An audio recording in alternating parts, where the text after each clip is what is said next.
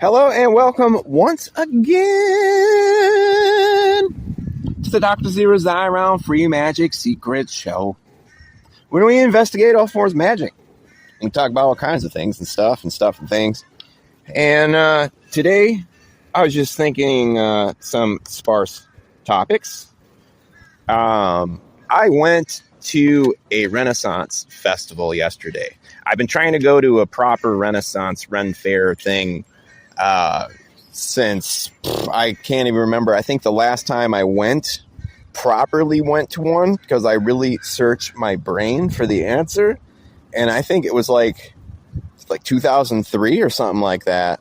I can't remember another time after that. I think I did, but maybe not. So this is my first time back in like 22 years. And where I'm at, the big events that are like similar to it, you have the Ren Fair, and then we had a kind of like a Celtic themed fair that was like the Ren Fair is like way out in the call them the boonies, way out in the nowhere land that you can't take a bus to and you need a car to get to. That's why I never was able to get there, because you got to go like way out to kind of like farmland area in order, and then it's at some, I don't know if they have a state fairground there or something like that, some shit. It looked like it was a old drive-in theater complex. But anyway, so I went to Ren Fair, and then we have like our Celtic themed one that unfortunately is not going on this year. They couldn't get permits for it or whatever. So we'd have that. And then the third one, the smaller one, would be the straight up pagan. There's like a pagan pride sort of thing. I can't remember the name off the top of my head. It's got another name. I'll go to that one. And so there's like a witchcraft event. So there's like the witchcraft one. There's like witchcraft, like the pagan pride one is like the hard, like we're not pulling any punches, we're straight up for the witches. The Celtic fair is like, it's somewhere between the witchcraft one and also a Ren Fair. And then the Ren Fair one is like devoid of much magic stuff. I mean, there'll be a couple, tents that are like selling some tarot cards, or here's your magic grimoire, buy it. It's a leather bound notebook, or like whatever. It'll be very sparse. So where am I getting with this? Let's think about a couple things. First off, like going to that thing, people put themselves in that fantasy magical headspace when they go to Ren Fair and when they go to Celtic Fair and when they go to the Pagan Pride stuff. And a lot of people, it's just like a yearly thing to them. It's like they do trot out the witchcraft and they trot out magic stuff, but only in this like limited way. Maybe they go to a couple events a year that are similar. Maybe they go all three of these things I'm talking about. But it's the thing where Doc Zeero here and the other people who are absolutely addicted to making videos and putting them on YouTube, the other content creators as well. If you're so deep into magic that you got a YouTube channel and you're ranting about it, you're living it 24/7, 365, or trying to, or getting closer and closer to that goal where it completely takes over your life. So we are the fanatics, right? So I go to something like the Ren Fair, and it's all the people who are like on the periphery and do take these ideas seriously, but they only trot it out, like I said, every once in a while, versus 365 24/7. And I'm sitting here at a public park in my city, thinking like it's the middle of the summer. It's absolutely beautiful outside. There's no rain, no nothing. Yet here I am, and there's maybe 5 people walking around this huge park besides myself. Like there should just automatically, like I live in a big city, like where you can get to this at any point in time. It's like people take them for granted, but it's like, it's not the central focus. Like I feel like I don't understand why I'm alone and constantly wanting to be in parks all the time. Like, why am I that? Why are we such a small population here of just something like that bedrock, or a small way just to be in a foresty park, Why am I so lone? And why am I the only person here who has like a deck of tarot cards? probably in their backpack. I wouldn't assume anyone else does. Like, I go to all the parks in the city, this big major metropolitan area, and yet I'm the only one who ever has a pack of tarot cards. I'm the only one who's like lighting candles. I'm the only one who's ever like burning incense. I'm the only one who's walking around in kind of like this witchy mode. And I don't see anyone else doing all this stuff. And it's like, why isn't it part of the culture here all the time? Like, why isn't it something that's consistently happening? I know I'm not alone. I can't be the only person doing this or carrying around tarot cards with me in my backpack. I know I'm not alone. But it's kind of a bummer to just, it's really amplified. And I'm just sitting here thinking about like how much is Doc Zeero here segregated from, I guess, the mainstream of society or where their heads are.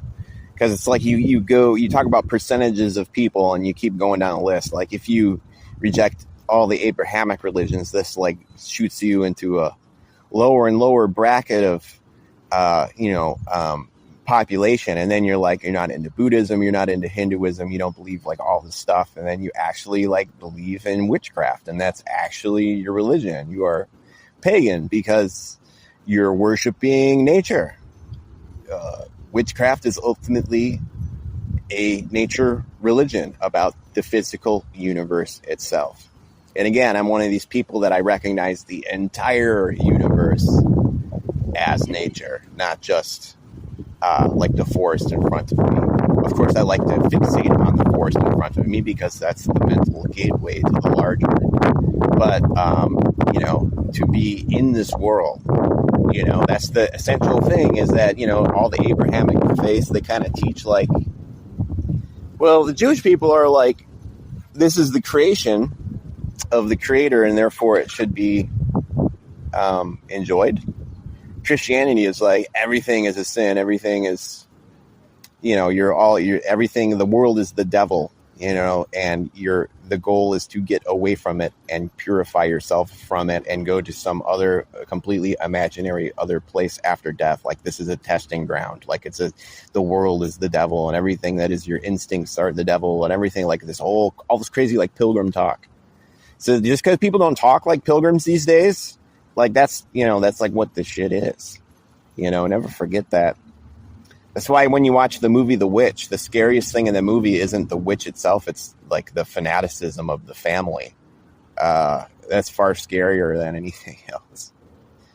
But anyway, that's what I was boiling down to saying is about you keep chipping it back and like just I don't understand why I've ended up why my views are so minority. That's what I'm trying to say. Like it just, people are that disconnected from nature, the disconnect from nature, I guess is what I'm going to say at. And then it's like, they don't even have to follow in my footsteps and be like, I'm a witch or I'm a magician or whatever. I'm just talking about a base level understanding, fusion with nature and obsession to be around it and to distance yourself, divorce yourself from the concrete structures surrounding you as like the focal point of your existence. Like, are you a creature of the city or are you a creature of indoors, or do you not feel right unless you're like sleeping outside? And people look at you like you're crazy because you go to someone's house and you're like, I'd like to pop a tent and just sleep in your backyard tonight. I don't want to sleep inside a room. What, are you insane? Blah, blah, blah, blah. Anyway, so boiling down again, what I was trying to get to is that I looked online because I was curious, and I was looking up the census data, or trying to, of like what percentage of people in the United States identify as witches or Wiccans. And there's a Pew. The only thing I can find really that is like held up as any kind of gravity is there's a Pew Research study from 2014 that said around 1.5 million people in the United States. So that's like 0.4%, 0.4% of the population. Now, I think that if you presented all the ideas of witchcraft to someone without actually telling them that it was witchcraft, would you agree with these views and say that this would constitute your spirituality or your viewpoints?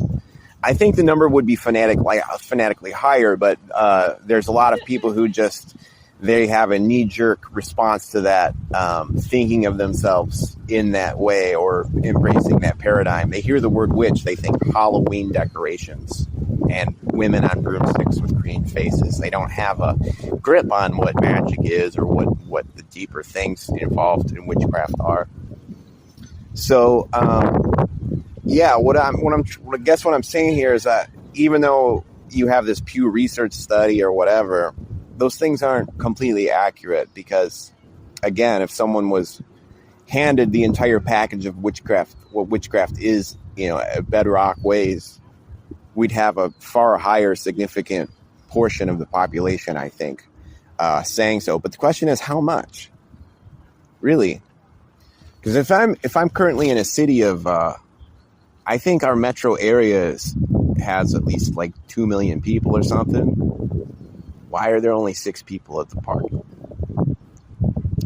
So just distance and such. So yeah, I'm going to pause this and come back to this. So I wanted to continue this dialogue here, just about, I was thinking, talking about this the other day with someone, and we were talking about how everything like witchcraft and magic represents, it's something that should be a no-brainer and should be so natural. Because number one, it's about immersion into the natural environment and becoming one with it and a communion with nature, right? And to be part of it, to be a force of nature with nature itself, That's the bedrock thing, okay? And the very fact that also, magic is also about, of course, becoming, you want a certain mastery or at least a ability to have control over your inner and external worlds through every single way you can, through all the mental techniques, but also the subtleties of energy and, how your simple being interacts with the world around you and different people.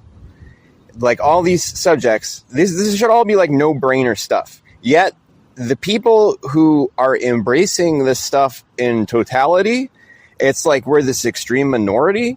And furthermore, like how strange it is that people have to like get dressed up and like wear robes and like ritualistic outfits and have to do like all this like stuff and have wands and athames and burn wax and like have the whole table with a whole altar and all that stuff. Now, again, I'm not against that stuff. It's important. It's fun. I like all that stuff. But just talking about how like the basic bedrocks of what magic and witchcraft are all really about, like we have to go through this like theatrical thing just to like access it. Like it has to be like, it has to go through all this stuff. And it's not that I'm not against it. I just understand like how absurd it is, like from just a logical standpoint, that like the average person, they're so divorced from nature that they have to like create a theatrical, imaginary, fantasy world to step in that they can get consumed by, so that they can lose themselves in their imaginations and fuse it with, reality. It's such a wacky thing when it gets down to it. And, as always, we talk about on this show about how ritual items, like it's, again, love them to death, nothing against them, but recognizing them as props, that they are props to help your mind wrap itself around a topic or a conceived way of arranging things mentally. And that's why, like, the crystal ball will help, the 3-legged table, the human skull on your thing, the burning incense, the smoke scrying, this and this and this, like all the stuff. But the real importance is just being able to flick it on like a light switch in your mind at any given opportunity. And in fact, it's always on all the time. That's what you want. You want to turn that light bulb on and just have it burn brightly. And kind of message of the show is, like I said, has always been, it's not making fun of any of that stuff, but getting to the viewpoint where what once was needed in order to create this sort of, magician's workspace, you could say. The witch's altar or the magician's workspace. Same function. The work table, like as we see in the tarot card of the magician. He's got his little table laid out in front of him. It's no different than like an altar. It's like having a blackboard in which you draft all your plans with a piece of chalk. It's just a different form. It's a way more creative, hands-on way of arranging all the things and stuff. So I just ranted about that for about 4 minutes or so. But earlier, of course, we were talking about like all these things in general, about how this segregates you and makes you, it's mind numbing to me that the very fact that I am like considering all the world around me in a very hyper speculative fashion about so many ways, like people just aren't even interested in asking these questions or attempting to get molded with nature. And, I also wanted to mention, while we're at it, like unplugging yourselves from things that stand in the way of things. Entertainment and reliance on fiction and escapism, like mental escapism. Now, I love film. Film is a great art form. It's important to enjoy a good film now and again. Don't get me wrong. Theater is an art form. All these things are art forms in and of themselves, so don't think I'm knocking it. But the point is, it was in 1999 that I consciously said, I want to turn off that TV, and I don't ever want to watch TV ever again. I'm going to try to cut it out of my life completely. Because I came from a home where the TV was always on all the time. And I lived with a single mother who was just hooked to TV all the time, watching all the new sitcoms every single night. She's one of those people that would go to work all day, come home, take a nap, wake up, and then watch TV nonstop all the way until she had to fall asleep. And she was like, I grew up in a house where it was just constant TV all the time. And I consciously said in 1999, I'm turning off the TV and I'm cutting it out of my life completely, like as an endurance test. Like I want nothing to do with it, as well as cutting out video games. Now, that was many years ago, and I stayed completely apart from all that shit, minus film. I'd still go to see good films and even crap films as well, because I like going to the experience of going to the movies, going with my friends, discussing the art, making film, or trying to at least, being involved in like making videos with friends and stuff, like little shorts and shit like that. But I made it a point, like I said, to cut out TV, and I barely watch any television. Like I would catch the news, which is something like, I'd catch the news here and there. That's a little different from, getting like just fixating on sitcoms, you know what I mean? And channel surfing and being a couch potato, channel surfing, and I completely stayed away from television until, kind of Walking Dead. What happened was Walking Dead, came on. But Walking Dead, I was a huge fan of the comic book and a huge fan of zombie stuff in general, and very obsessed with George Romero. And Walking Dead is it's really like an epic, a very long movie. It feels more like a movie than it did a TV show, until it really blatantly turned into a TV show. Because let's face it, when Walking Dead is good and it's on the top of its game, it's sublime. It's crack. It's just the best when it was good. But when it's bad, and it's really bad. When it drags hard. When it's pointless and aimless and soapy, it is so aimless and soapy, and it's excruciating. And it just unfortunately turned into too much excruciating soap opera-ness as the show progressed into its later seasons. And not to dwell on Walking Dead forever, but I don't know. I never really talk about that. I was a fan of the series, yeah, man, that really just kind of drizzled out there towards the end. And anyway, so that was like my return to television. So I had pretty much cut out TV like almost completely for like 10 years of my life. Basically, that would be like 11 years of my life. And even then I was torrenting it or whatever, or watching it online somehow, through CouchTuner was the primary way, blah, blah, blah, blah. And then later in time, someone is like, hey, check out Breaking Bad, which I avoided watching forever. And Breaking Bad consumed me as well. It's such a well-written, well-rounded, amazingly acted, epic show. And the other thing I want to say, and I've talked about this on previous broadcasts, all right? I've always been a professional wrestling fan. So that's something that was always separate from, TV. I never looked at that as TV program. That's its own fucking field that happens to be televised. And it's a living comic book. You see, it's a living comic book. And the sport of it is making the crowd react because it's theater.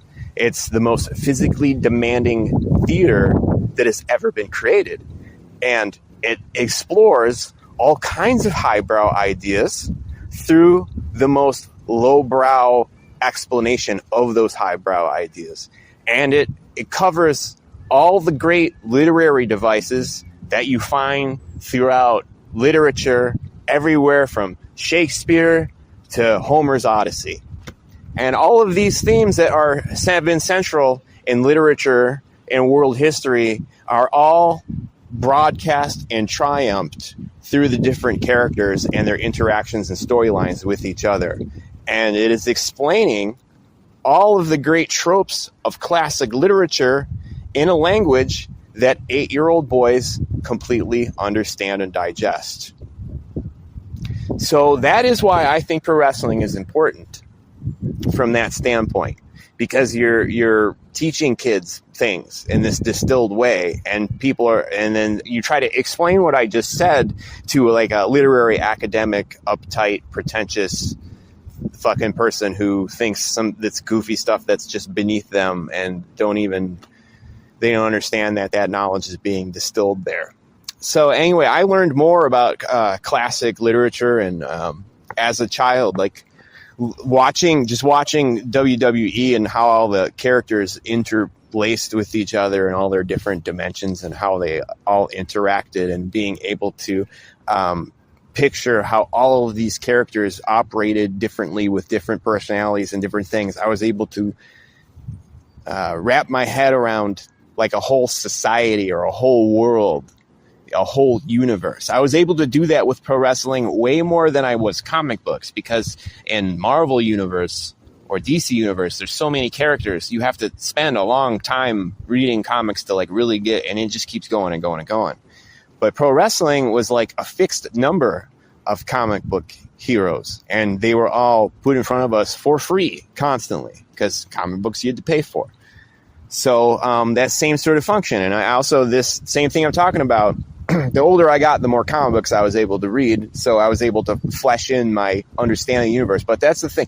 The DC universe, I liked characters from DC, and I liked different series. But as a whole, the DC universe was always a little too goofy for me. It was too goofy, kid-friendly, cosmic, ridiculous, over the top.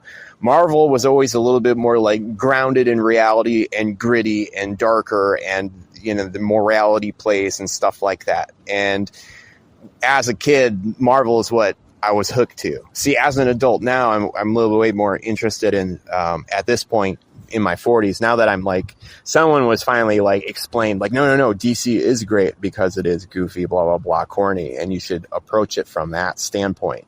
And I was able to see it in a new light and be all right, the reason that I didn't like it is also the reason that I kind of like it. And I didn't understand the Comics Code Authority exactly, that they had even been as strict as they were. I knew that existed. I knew that's why the comics became more kid-friendly, but I wasn't aware of the level of which comic books were truly censored. And I don't think anybody out there does either.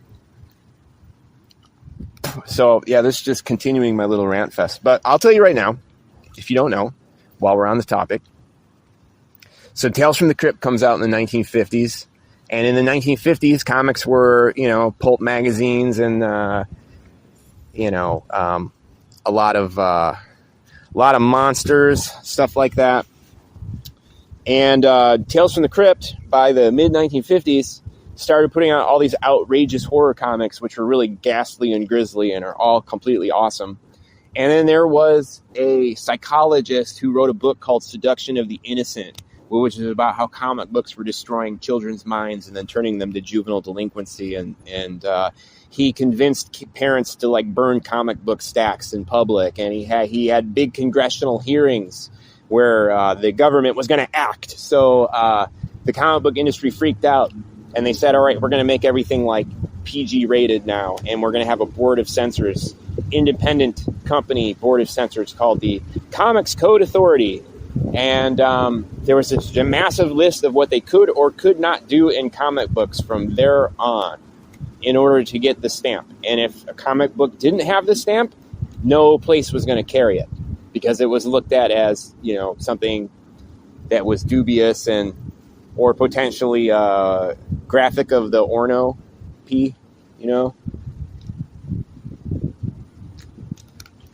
Hold on, smeared off.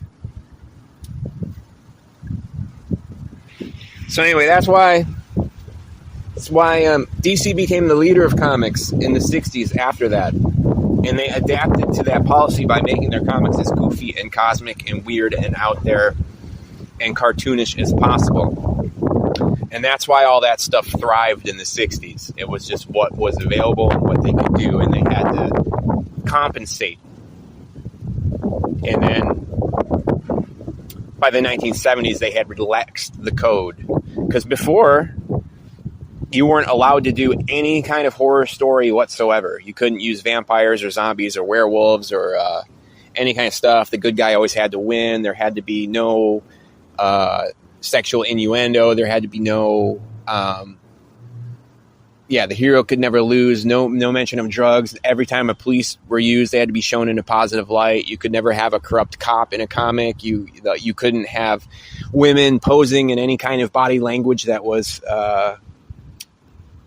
sexual or whatever. All kinds of stuff. So where are we going with this? I'm not sure, but we were talking about comics in general, cutting things out of our life. So comic books, just like pro wrestling, as I was talking about, was a universe that I could wrap my head around. So I guess one of the things that I want to talk about now is the person listening right now. The shit that I talked about. Think long and hard about what was the first thing like that was like its own intrinsic universe that you got really into, that you could wrap your head around and kind of study it and see it as its own whole world. Because like I said, Marvel Comics, that's a vast universe. It's hard to do. Pro wrestling is something that a kid can do because there's X amount of, characters, and there's X amount of storylines. It's like a fixed amount. There's other things. Maybe it was tarot for you. Maybe you got lucky. Maybe were you one of those random little kids? I also want you to think about that. Like first, not only first, what is the first time you could, build a world up and able to pick it all apart? Also, I was curious just to, throw it out there and make people think, like, what was your first introduction to the tarot cards? And what did they make you feel? And I want you to really think about when you looked at those images for the first time, what came to you, if you can remember. Because I've been thinking about this myself. And I wanted to mention this. I guess it's a story. My introduction to the tarot cards were, I found them when I existed in an absolute vacuum of knowledge about them whatsoever. I didn't know tarot cards existed. They were kept away from me. The concept was never even brought up. I never saw a single mention of them in any movie or like comic book or TV show or anything. It was just off my radar completely. And when I was 8 years old, I was digging through my toy chest in the basement, and I found a deck, and it was my mom's deck, and it was one of the Rider-Waite decks that were printed in like 1971, mass printed, and they all had they had that copyright 1971 shit on that forever, and they printed it like that throughout the 70s. So that really like old like 70s look, where the judgment card, they have blue skin. That was the one thing that jumped out at me most. So when I first saw all the tarot cards, I went through the whole thing, and I was like, what are these? Like, how do you play this game? Like, what is this? It seemed like it was a game to me, but it was like ultra mysterious. I knew it was something strange. I knew it was something like otherworldly. I just didn't know what it was. So the first time I ever saw any of this tarot imagery, it was all the tarot imagery at the same time, with no context whatsoever, just finding them in like a big wooden toy box in the basement. And the only way it got in there is because like we had moved into a house and we had a bunch of crap sitting in a basement in boxes, and they were cleaning, and they just kept like throwing crap in my box that they thought would be for kids or something, and somehow it got mixed in there. Because my mom found me looking at these in the basement, and she freaked out and grabbed them and took them from me and hid them away, because I wasn't supposed to ever have them. And she was freaked out because she didn't know how they got there. That's the freaky thing. She has no idea. Like, supposedly, because that's my idea. It was probably her boyfriend throwing crap from boxes into there when they were cleaning. But it was like never supposed to be found by me, and she was always freaked out by them and never used them. And if I'm correct, I think she claimed that she thought she threw them away, yet there they were again, magically just thrown in there for me to discover. So just imagine that's Doc is his start right there. It's when I was 8, kind of with that. And I really, it was never even clear to me that those things and like witchcraft magic were associated. I think when it was explained to me early on, they said, "Oh, they're fortune telling cards." I think that's what you do that, and you're supposed to know what the future is. And I said, "Oh, that's hokey. That doesn't make any sense. You can't tell the future by looking at a card." Like, even at the age of like 8, I knew it was impossible to read the future using a deck of cards. It was, that's what it was. Oh, you pull this card and it means this, and therefore it's going to happen to you. I knew that was bunk right off the bat. Okay. And the sad thing is, it wasn't until I was, again, I talked about this before, I didn't truly discover the tarot cards until I was like 34. Or I'm sorry, it must have been when I was 35, because, okay, so 34 is when I had heard of the Tree of Life, and it was always kind of like floating in the background, popping up, but I never understood why it was relevant or what the point was, because I just knew it was like some Jewish thing.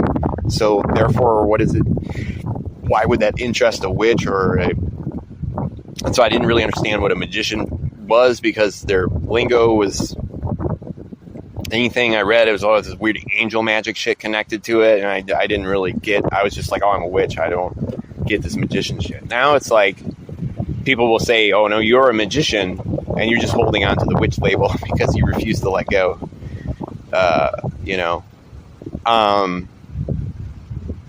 So yeah, this has been an interesting Ramblecast. I hope you're getting something out of this. This me talking here has kind of gone on and on and on. So I'm just talking about the things that, isolated things, things that set you apart. And I'll close it like this: that the things that separate you and make you feel lonely and apart from everyone. And at least in my younger days, I reached out to people more. I was more always like upset or sad because I could never connect truly. But now I see it's all, I just am what I am. And my path isn't meant for everyone. I don't understand why everybody doesn't like the stuff that I like. But it's strange, like all my tastes, the stuff that I'm into, it shouldn't be that eclectic. It's just people are like, they like some things and then they blot out the rest. Or they won't keep an open mind to try new things. So you always got to keep an open mind to all kinds of stuff here. So yeah, shit, this thing connected is probably going to be like 45 minutes or something. And you've probably listened to enough of me today. So I also wanted to just say, all you content creators out there, anybody that's listening to this, please keep making new videos. I'm really bored. I don't see enough stuff. I want to see more stuff. I want you to communicate more.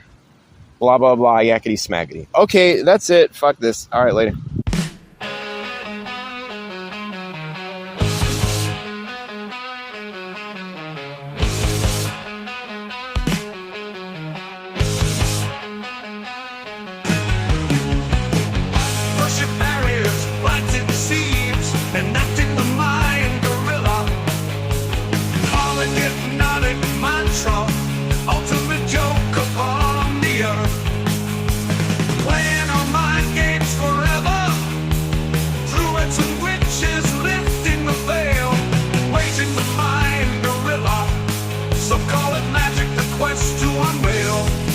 Reduced to zero, it is not absurd. Reduced to zero, Pythagoras concurs. Reduced to nothing, reality blurred. Condensed to nothing, freedom assured. Gambling on mind games together, smashing barriers, planting seeds. Propagandize the mind gorilla, bellowing mantra, a joke upon earth. Playing these mind games forever. Occult magicians lifting the veil, enacting the mind gorilla. Some call it magic for power and veil. The game is the answer, you know that for sure. The game is a flower, propaganda endures. Reduced to zero, you know that for sure. Reduced to zero, Pythagoras concurs. Reduced to nothing, reality blurred. Condensed to nothing, freedom assured. So keep hustling our mind games together, holding the future out of the now. You just can't whip all those mind gorillas. Absolute elsewhere, Stonehenge of your mind. Get over waging these mind games forever, protecting checkmate in space and in time.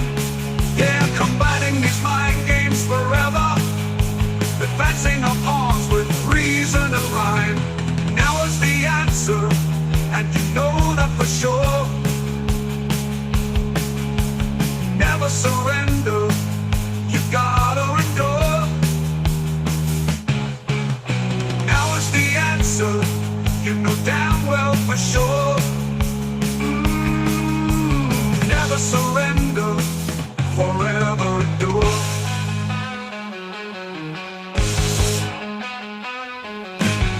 So keep on playing those mind games together, doing the ritual under the moon. Keep on playing these mind games forever, lucid attain